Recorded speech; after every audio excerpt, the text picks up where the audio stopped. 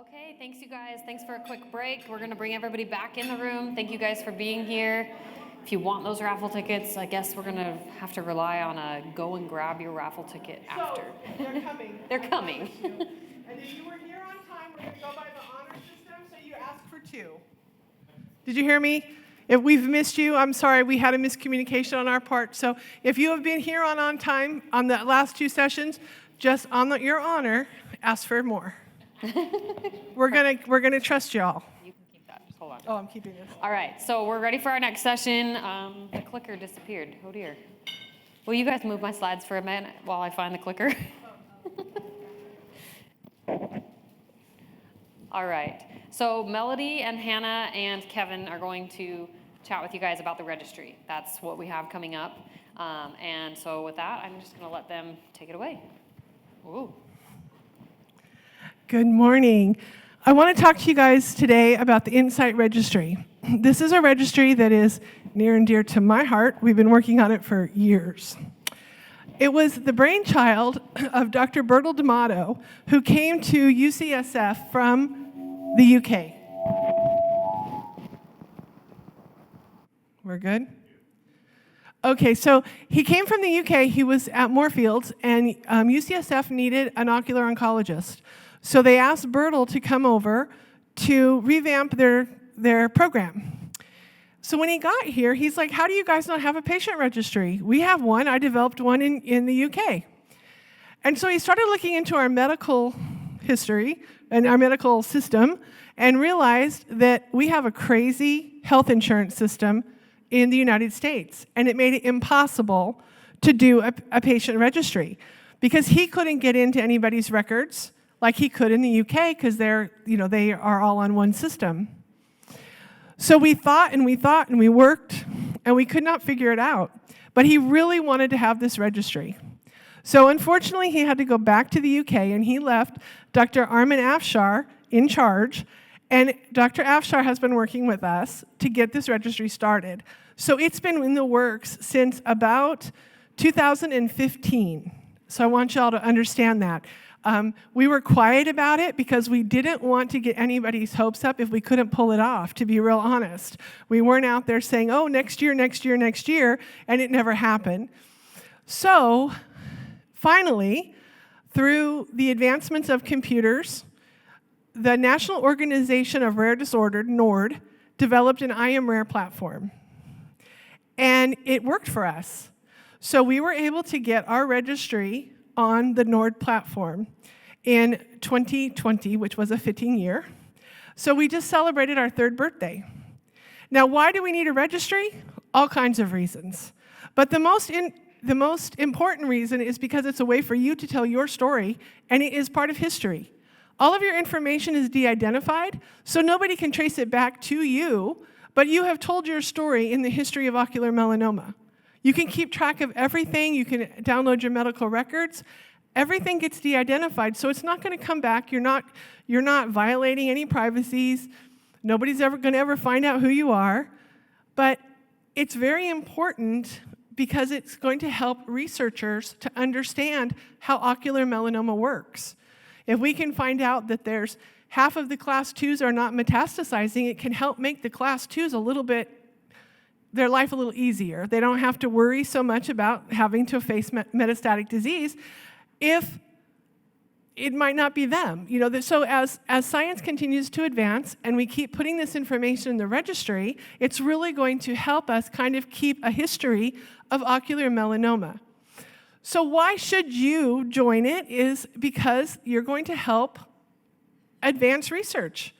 We ask for donations quite often. And there's plenty of people out there that just can't afford to give $1. But you can give your information, which is far more valuable than money, because this is information that's going to live forever. And so people can look back and say, oh, look at the trends in ocular melanoma.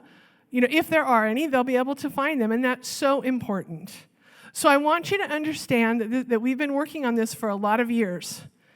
We opted to go with NORD because it cost us $3,000 a year to maintain that platform. Not $300,000.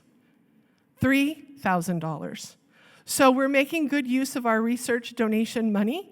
We're trying very hard to give you guys as much as we can with as little dollars as possible so that we can spread our research money around. So this is something that's going to really help us as we continue to be researching melanoma. Now, Kevin's going to talk to you a little bit about the clinical side of it. Well, first I wanted to thank Melody for probably 8 years of work on this, something along those lines. It's been an incredible journey. I've only been associated with her and Lauren and the board and Ocular INSIGHT for 4 years since my diagnosis in Philadelphia, but it's an incredible journey to put this registry together. And thanks also to the National Organization of Rare Diseases, who has the information platform. But what Melody and colleagues at ACIS have done is actually populate it very specifically with information and questions that are in the registry that actually populate the information that's particular to our disease. So that was a very major effort to put those questions together very accurately so that this registry would have meaningful information.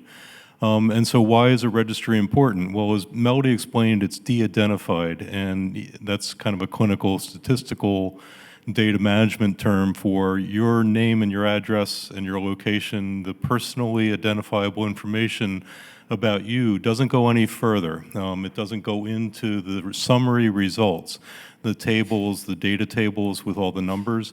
Anyone who eventually gets a hold of some of this data for their own research purposes will not be able to come back and identify you. So it's, if you will, it's blind to the users of the data that comes out of the registry. Hanna, I think a couple months ago we took a look and saw how many patients, ocular melanoma patients, have enrolled. Can you update us? We have a slide that will come a little later with some breakdowns, but we have about 780 participants that have enrolled and gone through the process to start. Well, it's not only the world's first registry in ocular melanoma, but I think it's also the largest at this point. And that's really a huge accomplishment. So congratulations for what you all and everyone else watching from around the world have done to make this registry so robust at this point. And so what happens with all that information that goes into the registry? So after you answer all the questions and input the data that you can recall and remember or have at hand that goes into the registry, then people can go in, people from University of California, San Francisco, or for NORD, or for Ocular INSIGHT can go in and have a look at the data in a summary fashion in the numbers. And the numbers can be useful in telling much more than what publications of studies can tell us with dozens of patients. Here we have over 780 patients now, and so across that population of all the patients who have input data into our registry, we can now look at demographics of our disease. Those are the characteristics beyond just age and gender. A lot of other useful information on the people the real patients who are contributing to the registry, and what treatments we've received over time. And major test results, including MRIs or genomics, can be added at your discretion if you want to add that. Again, blinded information, so it doesn't come back to you personally. But also the treatment outcomes. So not only are you in the registry, but you can also report to the registry how things have gone along your treatment history and what outcomes you've had. And certainly people with metastatic disease go on and can have multiple treatments over time, and that's very useful information. It's an important way to survive in our disease right now until we find more curative therapies. But more importantly, it informs people who are designing clinical trials right now in the drug companies and in the clinical cancer centers around the world.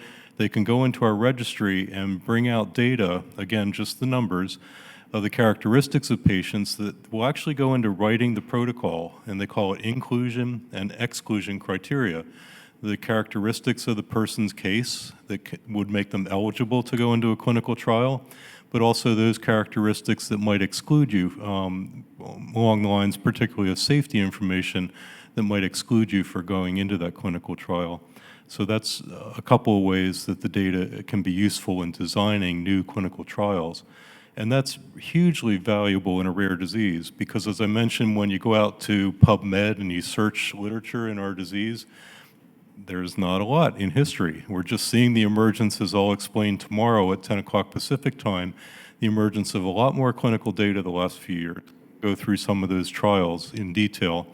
But when you look at these, there tend to be dozens of patients in a clinical trial instead of the 783 patients who have kindly joined the registry at this point. So it's a much bigger number, a bigger pool of real world patient information that can go into designing clinical trials.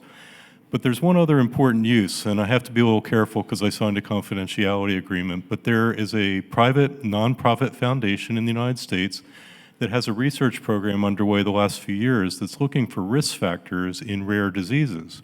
And so it might be things like sun exposure or UV exposure without sunglasses or things like that in uveal melanoma. But they're going to be looking at databases that exist and try to uncover if there might be other risk factors in our regular lives as we age that might portend the development of uveal melanoma or maybe triggers for uveal melanoma. So that project's about halfway through right now, and they were terribly excited to hear about this registry, the INSIGHT Registry. So we're just in the early phases of discussing with them their potential access to the database as well. Again, blinded, they'll just get data out of that and see if there might be some risk factors that might be meaningful here. So that's about it. All right, let me pass it back. Thank you. I think that's so valuable to hear from a researcher's perspective what this data means.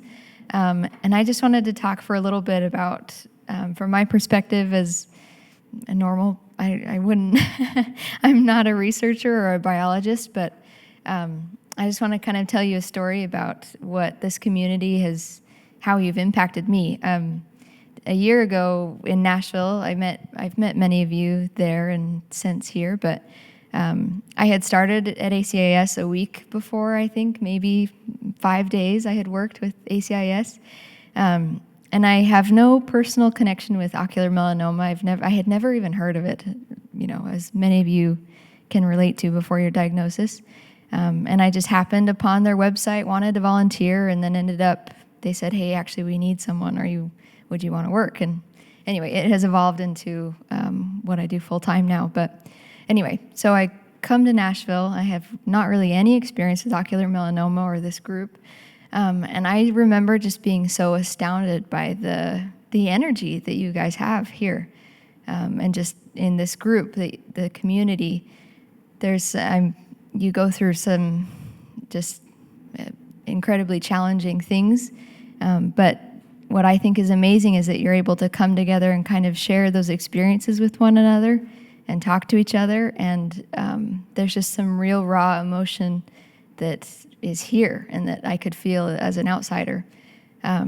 So with that perspective, then I got to work. I've been working on the INSIGHT Registry quite a bit, and I've loved it because it's a chance for that energy to be transferred to numbers, and then those numbers be transferred to researchers that can work on treatments and cures for you. I think my background is in writing and literature and telling stories. And I think so often that we see a disconnect between the wonderful scientific minds that can do those chemical formulas and analyze the data and do all that kind of important work, and then the emotion, of what you experience on a day-to-day, just living life with this disease and what that's like. So often I think there's a disconnect between those two very important but separate and different things. And I love working on the INSIGHT Registry because it's kind of a little bridge between the two. When you are part of the registry, you're more than just one in an aggregate number of 783 or whatever it grows to. It's a chance for you to tell your story and have that represented, and then for that to go to a place where researchers can do some real important work. We have amazing providers and physicians and biologists and labs, and they do I'm always astounded as well at their ability to kind of try to empathize with what you go through. But I think there's something really powerful about this registry that's patient-reported data. and you can talk about your diagnosis and your treatment, but also quality of life and the different feelings you're going through. So I think it's very powerful that way. Just wanted to share a little bit of that.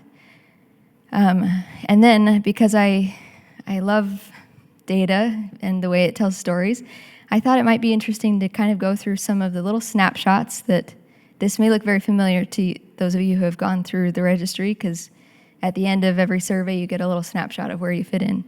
But I thought this would be kind of interesting to go through for those who it may have been a while since you've seen these, or maybe you're not part of the registry yet. So this is just a little snapshot of the result of a GEP tumor test. And you can kind of see the breakdown. This only has 71 responses. Of course, we know that not everyone has this test done, but it's kind of interesting to see the way it breaks down between Class 1A, Class 1B, Class 2. And then we see the results of the GEP and PRAME tumor test as well, and how that breaks down. And I think it's a interesting snapshot to see, but it also kind of reinforces that point after you've taken this, that you get to see that I'm a part of that, that my story is included in that. And then this is a snapshot of what the result of IMPACT Genetic Hereditary Cancer Panel was. Again, not everyone knows this information, so there are only 17 responses in this, but interesting to see. And this was interesting to me, is a question about who is offered genetic testing for their ocular tumor. This question is mostly referring to you being offered the test by your physician. And I was surprised by this result. It's quite a bit different than I would have expected. And this is for patients who have been diagnosed with metastatic disease. The time frame between the initial diagnosis of a primary tumor to then being diagnosed with metastatic cancer. And you can kind of see a breakdown that is also interesting to me. That is quite a large portion that's within a year. This is just kind of, I'm sorry, it's quite small, but the top graph is the participant's natural hair color. I just thought was kind of interesting, where the large majority is brown, and then followed by blonde and black and red and other. And then the graph below is the participant's eye color. Oh, and I guess it got cut off. You can see it. But the 219, the blue, is actually blue-eyed. And then I believe 164 was brown. That was just kind of interesting. And this is just if the patient had symptoms that led them to go to the doctor to be eventually diagnosed. And a large majority did, but there are also lots that didn't, and it must have just been found on routine eye exam. So those are just kind of interesting, I believe that's the last one, interesting snapshots to see that it's just to give a view of how, I just think it's so fascinating to get a chance to see your stories, but represented in this graph that's easy to look at and read. And then we heard from Kevin about why the research world needs patients. This is, I was going to preface this and say that I'm being a little vulnerable in sharing some of the opportunity for improvement that I have in this job. But we've talked already about how our survey, we consider the 783 to be our number of included patients. But this is kind of a flow chart where you can see the breakdown of what happens and where we lose participants. It's quite normal for a registry to lose people along every step of the way. That's just kind of the way it goes. But I just wanted to show that we're nearing 1,000 people that have registered as a respondent, but then they get kind of stuck there, because once you've registered, you have to say, okay, it's me, I'm the person that has this data that I'm giving, and then give consent, and then start the surveys. And we lose people on every step. So I'm sure this audience, you're here or you're listening, I'm sure we have a lot of rock stars that could teach me how to do this, but in case you may be one of those people that's stuck somewhere, I would love to help you through it. Or if you know a friend that you think is maybe there, we would love to help you. And so I've just kind of broken down how to go through the process of registering and giving consent and starting. in case there is someone here that could use it. Again, it may be, I'm guessing this audience is all rock stars, and it may be old news, and you can sleep or stay awake and nod politely. But we thought it would just be helpful, and again, you may have a friend that could use some help. So here is just the website that you find if you go to INSIGHT or imrare.insight.org. And then if you hit register on the bottom, the green button, it'll take you here. And then you fill out the information that is needed, just first, last name, an email, and I guess I forgot to delete my email from there. Everyone can see. And then once you've done that, you say I'm 18 years old and view the terms and conditions if you'd like.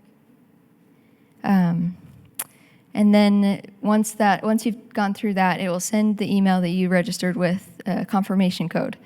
And you get to this page, and this is where we lose quite a bit because people get to this point and they think, oh, great, I've registered, which you have, but you're not quite in the data pool of taking surveys. So you go to your email. This is a fake email I created, and grab the code and put it in, and then you see this page that says that it's been successfully validated, and you can click participant enrollment, add yourself as a participant, or if you happen to be a supporter or maybe a parent of someone who, if you're not the person that has ocular melanoma but registering for someone else, you can do that as well. And then you'll add some extra information, your birthday, country of residence, and then the rest is just contact methods for us to send updates and more surveys. And then you get here and you say grant consent to take surveys. That's a big step. And once you can go back to participant enrollment and then agree again. Feels like there's a lot of times you do that, but there you are. And then you can take your surveys if you've done this and taken surveys, and then later you decide, you know what, I don't actually want my consent to be given. You can change that here. And you can edit your account if you change contact methods. And then this is I think there are 1 or 2 surveys that got cut off because there wasn't space, but then you can go through and take any of these surveys, and you can take one and it's saved, and then if you run out of time, it'll come back. And then you can also go through and update these as needed if things change. So that's kind of where we're at with the survey or with the registry. And again, if anyone has any questions or oh, yes. I do have a question. Do you have to complete all of those surveys to be included in the 783, or is it just like the one survey, you complete one survey, and then you're counted in that? That is a great question, yeah. Any survey you've taken, once you've been to this point, you're counted in the 783. Our completed surveys is another big number that we watch, and I think we're at 537 or something. And that's each of these surveys are counted as someone who's completed this survey. But that is also a great point because we are currently working on some other surveys that we will be adding. And one of them is a metastatic survey that's particular for metastatic patients. And so, if you are a patient that does not have metastatic disease, that would be a survey that you would probably not take. Yes. Thank you for that question. I wanted to talk a little bit, too. I just mentioned that we're working on a metastatic survey. We're also working on a COVID survey, and we're pretty excited about it. We're still in the process of getting it submitted and approved and reviewed by the medical board, but here in the next few months, there will be 2 new additional surveys, and that's been cool for me to work on, too, to just kind of think about what information we also could ask and what might be important to researchers, and so that's been very exciting. We also wanted to let you know that we are in the process of migrating to a 2.0 system. The NORD, our National Organization of Rare Disorders, is upgrading their system, and so with this upgrade, we will be able to have new languages that the survey or the registry will be translated to, which is exciting. And then there's also some exciting potential about data integration essentially linking surveys and having them talk to each other, which is kind of the holy grail of registries. And there's some exciting steps that will work, that will get us closer to. We will be fully migrated within the next probably 6 months. And in the meantime, the registry will function as normal. So on your end, no, you don't have to think about it, even though it's something that I have to think about all the time and worry about. But if you want to join the registry or update your surveys, everything will transfer over smoothly, and you shouldn't notice any major interruption. And then I would just like to close, and we'll have a little bit extra for questions and comments that we may have, and say that we are just so excited that this is such a great registry and a great community that's willing to work together and be vulnerable and submit this information and update. We've kind of been told that 5 years was a good benchmark to look for in a registry, and that was kind of a point where researchers would consider this data set to be substantial and worth looking at. And we are in our 3rd year, and we've actually had a few researchers that are unconnected to this community, but they've reached out to me and said, can I get some of this data? Can I do a study?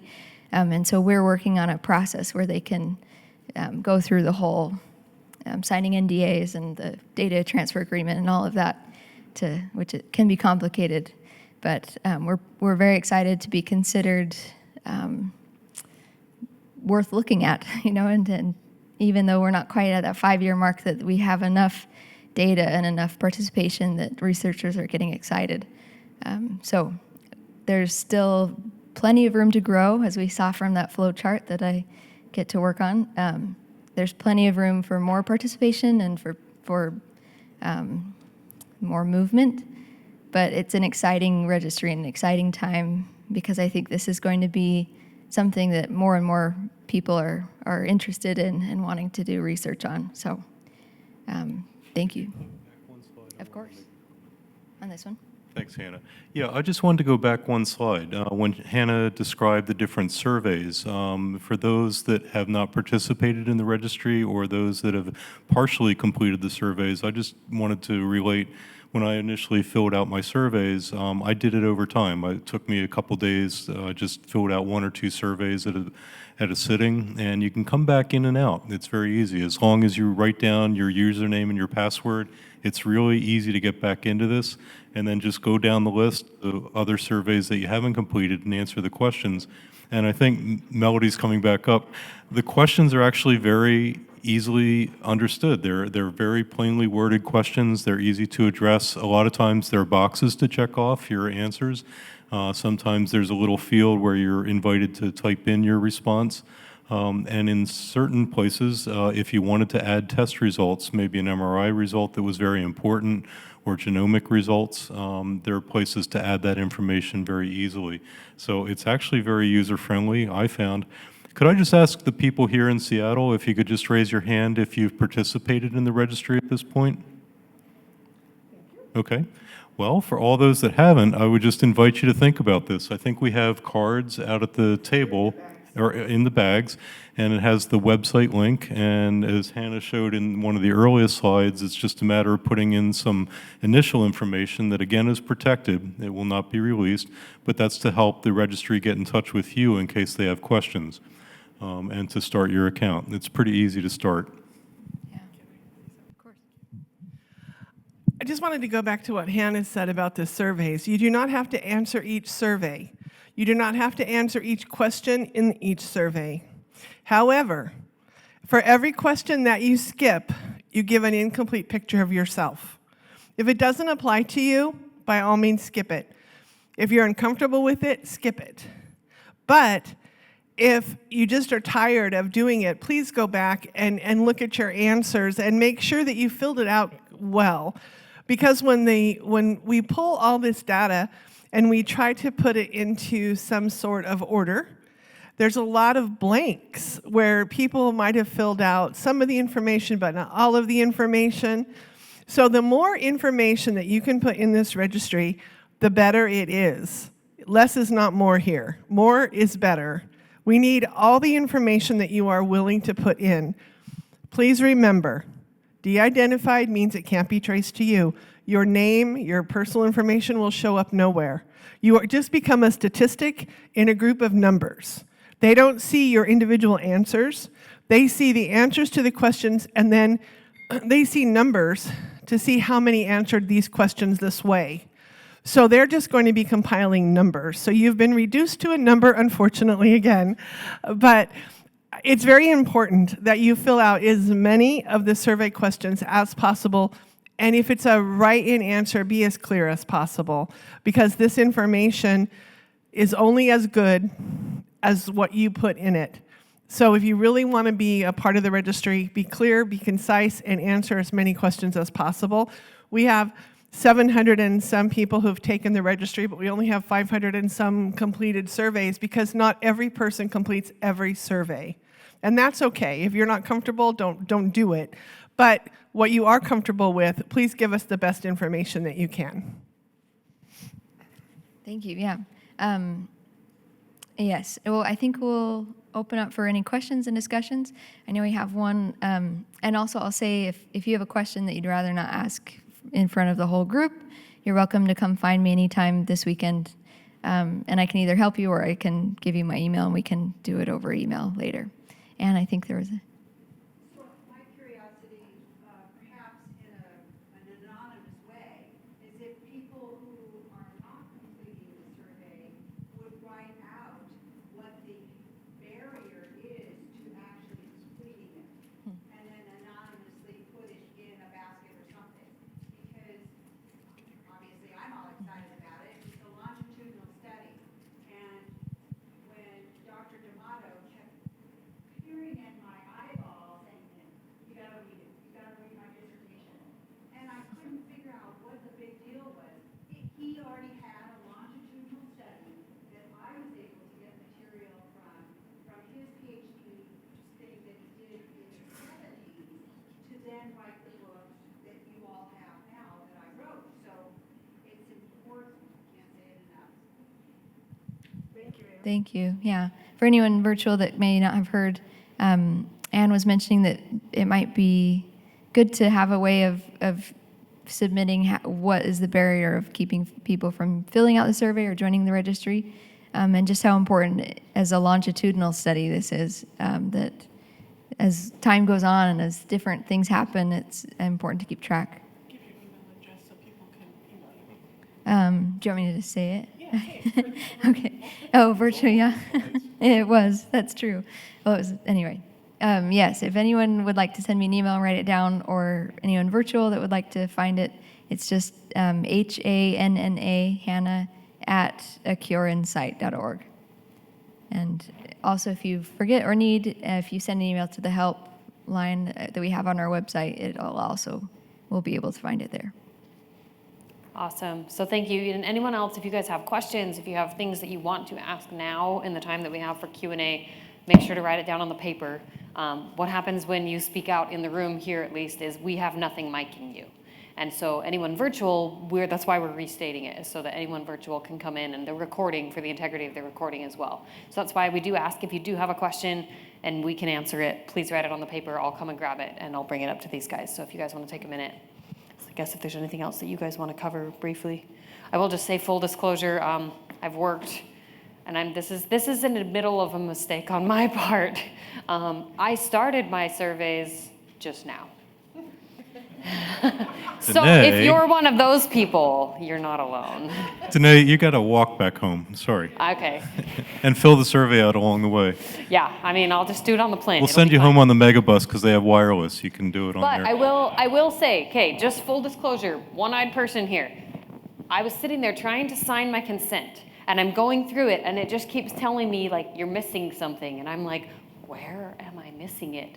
So if you're on a computer, the text is small. Keep in mind you may have to scale all areas of the page to look for checkboxes, because some of the checkboxes you have to do are on one side of the page and some of them are on the other. And if you're only looking over here and your blind side doesn't see over here, then you might miss something. I missed it like 5 times before I finally realized what was there. So if you get frustrated, you're not alone. It's part of the fun of us having vision, impairments of some sort, whether we're monocular or we have lower vision.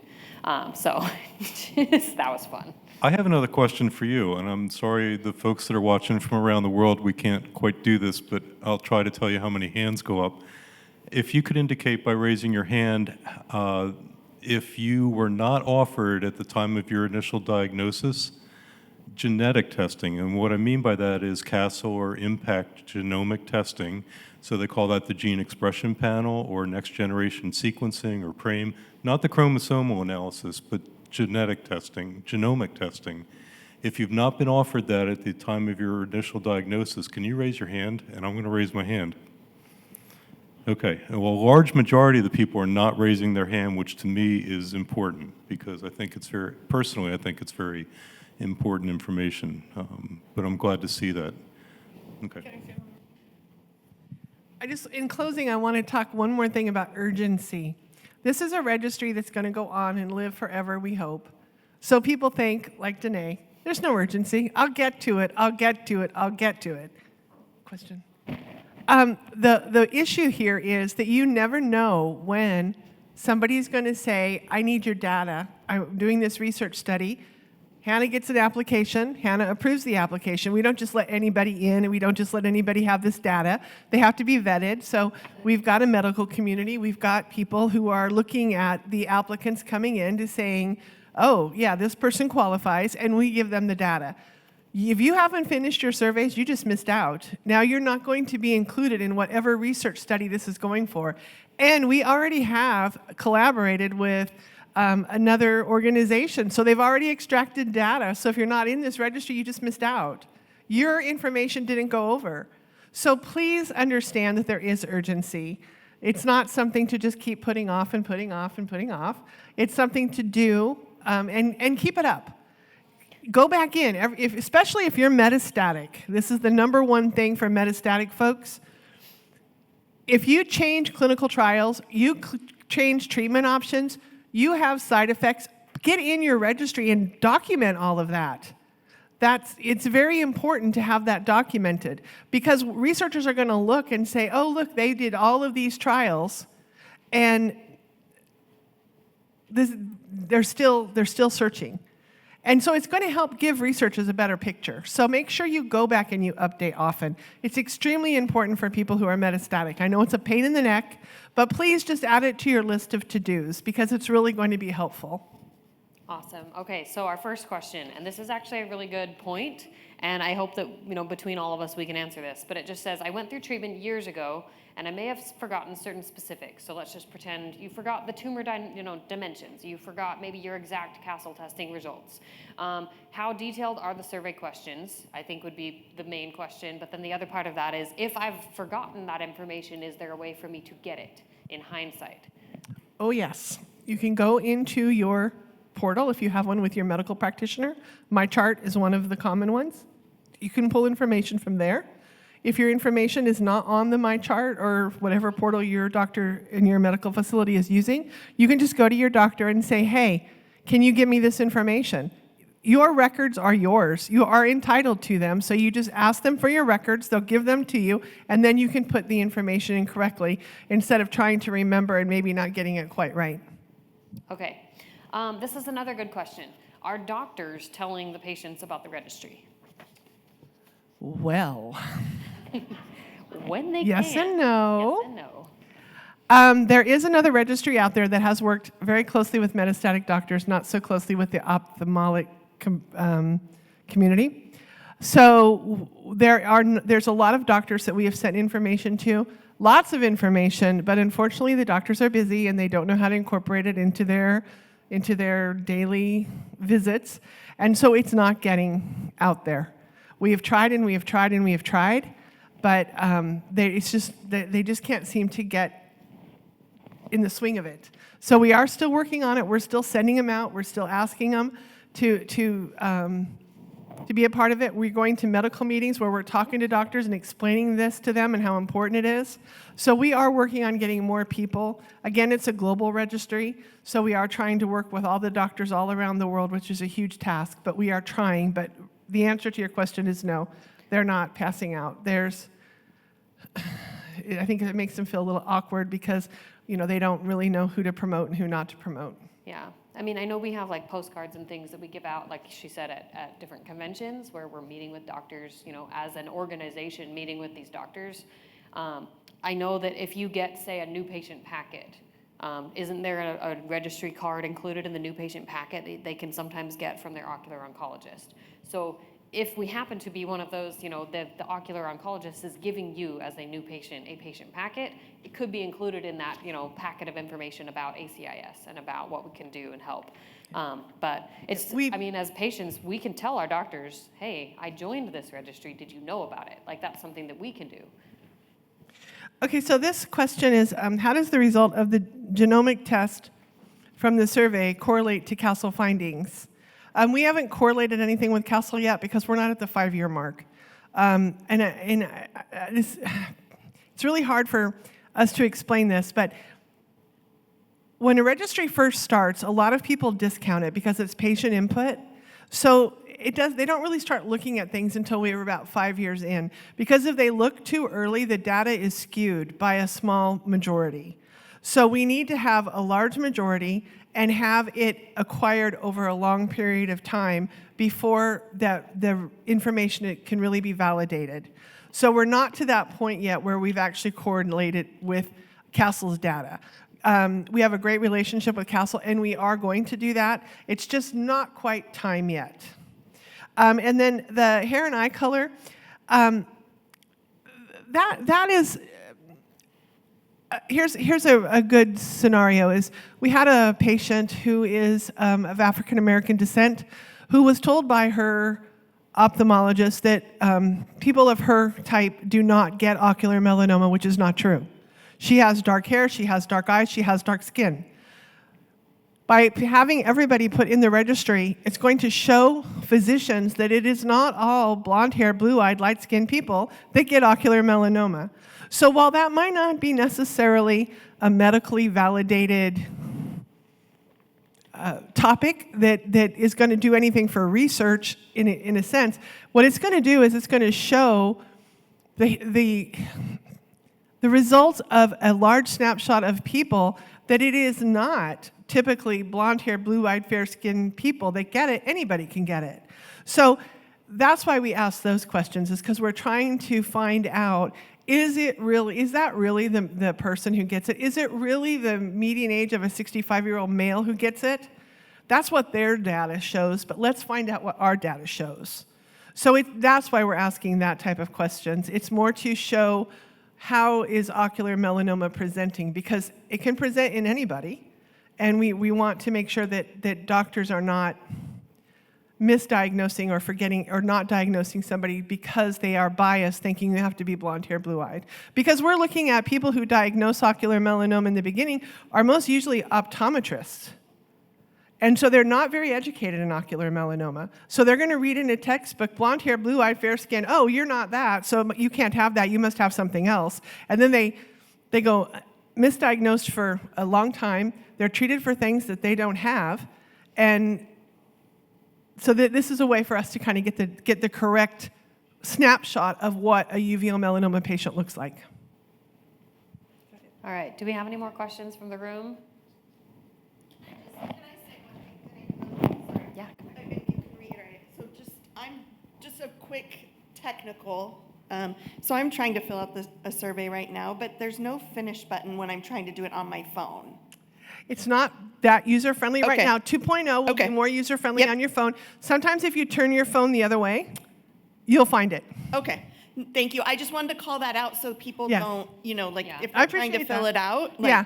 It's definitely better on the computer, Okay. but if you are on your phone, turn your phone landscape this way, Okay. and then the button should show up on the bottom. Sorry, I'm doing real time here. Yeah. We're looking. And it also depends on your phone. It depends on what browser you're using. It depends there's, on... for sure, a lot of factors. Yeah, like so it's browsers, best to do this all on of a computer. No, thank you. I just wanted to call that. Just Thank so you. people- Appreciate it. No, that's a you. good point. And that really can really affect a lot of different things, phone versus computer. So really quick, if you guys have any questions, if any patient needs a one-on-one walkthrough, Hannah and I can get on Zoom with you. We can walk you through it. We can show you how to do it if you're at all uneasy. If you cannot see well enough to do it on a computer, we can assist you with that. So, reach out to either Hanna or myself. My email is melody, MELODY, at acureinsight.org. You're welcome to reach out to me, or go to the website, acureinsight.org, and hit the contact button, and we'll get an email. We thank you so much. Yes, and I had one final question that I think would be a good question for us to cover here. For anyone who's listening or who's here who's a caregiver, can a caregiver fill out the survey on behalf of the patient, say because of vision issues, or even for someone who's passed away? Is that valuable information? Yes. I'm hoping it's not too far back, but there is a point, here it is. Yes. Where you can say, I'm not the participant myself, but I'm a caregiver or a supporter or a child or whatever. And largely, as long as, some of those medical things, like the general gist of these surveys, the ones that I have done, like, are natural history. They're asking you, where did you live? Things like that. Things about your environment, things about maybe your stress levels, like just lots of different key factors as you as a person, what makes up you, like your natural history. But the stuff that's diagnosis specific, that maybe you need to get a hold of your Castle diagnostic testing, or you need to get a hold of the original measurements from when you were diagnosed of like the size of the tumor, or maybe you had a nevus, like those kind of technical things, you can ask your doctor for that information. It legally belongs to you. But those are not necessarily it's not all just, I have to have all my medical information in front of me to scan in right away. So just be assured that there are a good balance of those surveys where you're just answering questions and the ones where you can upload medical things. The address part in there that Danae referred to, that was put in, it's indefinite. You can put every address you've ever lived from birth on, and that is to track possible clusters. So you might not think, I don't know when I put in all that information, but you might miss something. Maybe there was a town you lived in that had a high incident, and then we can put pieces together. Dr. Sato's office is already trying to do that with his patients. But if we could get more people to fill out these surveys with their very detailed resident history, that will help track trends that could possibly coming up due to clusters. All right, it looks like we have one last question from Kenneth. Sorry, this just has to do with the age also. I know that it says, the patient's 18. What if the patient is younger than 18? The parent. The parent, okay. I just wanted to make sure that, it still would get those people included. Yes. Yeah, we do have very few pediatric, but we do have some of those parents. Yes, parents can fill it out. It doesn't have to be a caregiver. You can get your brother, sister, mother, father, neighbor. Anybody can fill it out for you. You can also designate somebody that if you were to pass, that they, tell them, hey, if I pass, would you please put it in the registry and get that last data, because your deceased date is very important as well, because it's going to show, and the cause of death, because not all of us are going to pass away from ocular melanoma. There's a lot of other stuff out there. So, but this is good stuff to know. So if you can rely on somebody to, at some point, go back in your registry, maybe put that in your end-of-life planning, that somebody, tidy up your registry for you and finalize that, because that would be a good thing as well. Oh, Thank you all so much. We really appreciate it. We're going to let you go on a break, and we'll be back here in about 8 minutes, if you could. Yes, so like we said, this is where you go. Some of you guys have already started to do it on your phone. We have established it's probably going to be much easier to do on the computer, both for visibility reasons and others. But make sure to share this with other patients that you are friends with. Sorry, I'm going to just take steps. Talk to other patients, tell other patients about it, tell your doctors about it. Word of mouth is kind of one of the most powerful things that we can use as patients. All right, thank you again to our sponsors. We're so glad that they're here, and we hope that you guys are taking advantage of, as we take breaks, as we go to the end of the day. You can chat with them at their booths outside, as well as virtually. You can check in with them. And just coming up after our break is the session with myself and a couple of patients.